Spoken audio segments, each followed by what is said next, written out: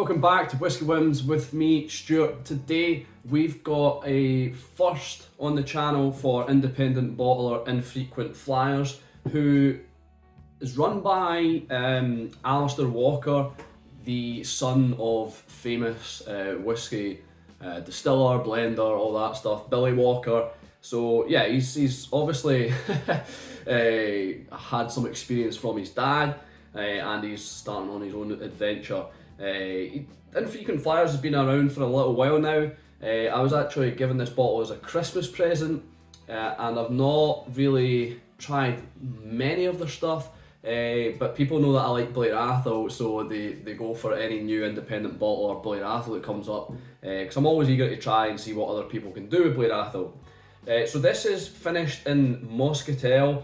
I'm not sure if it actually says how long it's been finished for. I can't see it on the back, and I've not actually checked online, but yeah, it's 51.4% ABV. It's 15 years old and it cost around £85. As I said, I didn't purchase this, it was a Christmas gift. So we'll get down to the nose, the finish, the palate, and see if it's a Whisky Win or a Whisky Bin. Right, the nose, there's figs, apricot, jam, there's like a mild cheddar smell. There's some kind of sharp citrus notes. There's also cloves. It is a little bit spicy. There's kind of cloves, walnuts, and possibly like a bit of kind of dried out barley.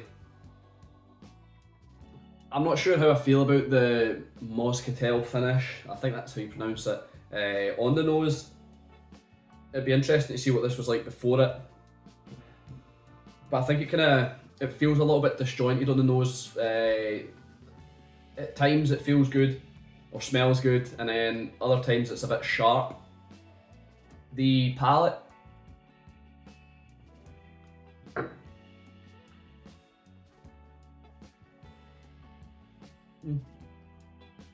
the palate's rich, it's oily, it's quite a nice mouthfeel actually.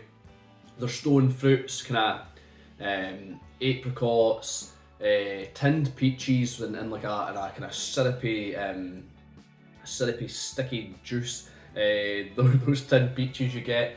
There's also like a little bit of spice from kind of peppercorn, but predominantly I would say it's quite fruit led in the palate, definitely fruit forward. There's, I don't know, like a bit of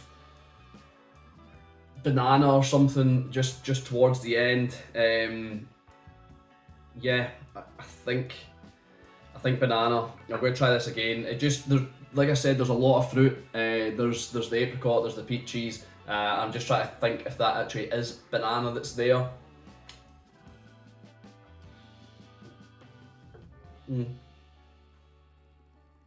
Yeah, I'd say that there's definitely some banana there in the palate as well. I'm glad it took me that long to figure it out.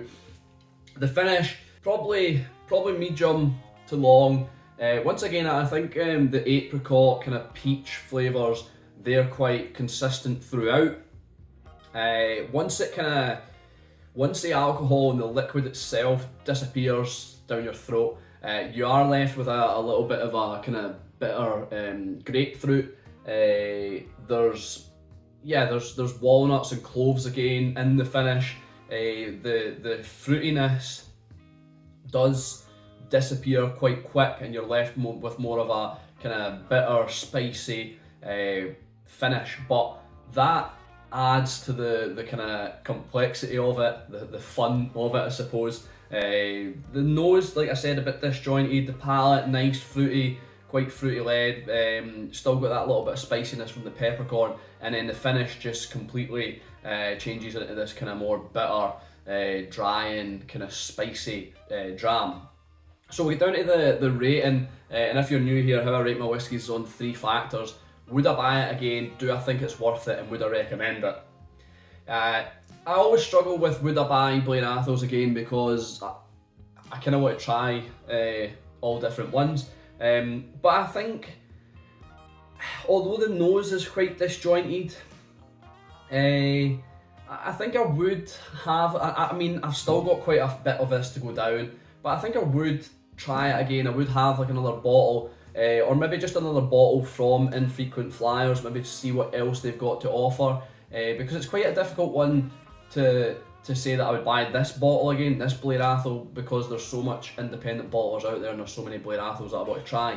But I am enjoying it, so I'm kind of on the fence with would I buy it again. Do I think it's worth it at £85? Unfortunately, no.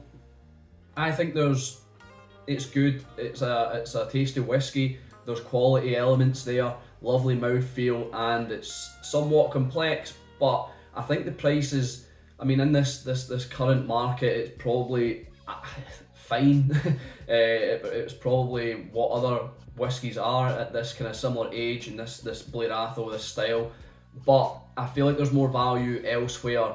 Especially when I look at what Blair Athols I've bought previously and what prices I've paid. I feel like this is just a little bit overpriced for what it is. And would I recommend it? Yeah, I think, other than the nose, like I said, the nose is a little bit disjointed, but other than the nose, I think it's a worthwhile whiskey. The finish maybe disjoints it a little bit, but then you've got these lovely kind of fruity flavours, a little bit tangy, a little bit of grapefruit bitterness. So I'm enjoying it. Yeah, I'm on the fence whether it's a whiskey win or a whiskey bin, because one, it was a Christmas gift, but according to my rating, I don't think I would buy it again. I don't think it's worth it, but I would recommend it. And as I said, I'm not just saying this because it's a Christmas gift, but I am enjoying it. But by my rating, it's a whiskey bin. I think purely the price on this one, I think the price is just a little bit too high for what I would hope to be getting from a Blair Athol at 15-year-old. But yeah, that might just be the current market, the state of things at the moment, and I might not be able to get past that. But mentally, paying £85 for a 15-year-old Blair Athol for me just seems a little bit steep.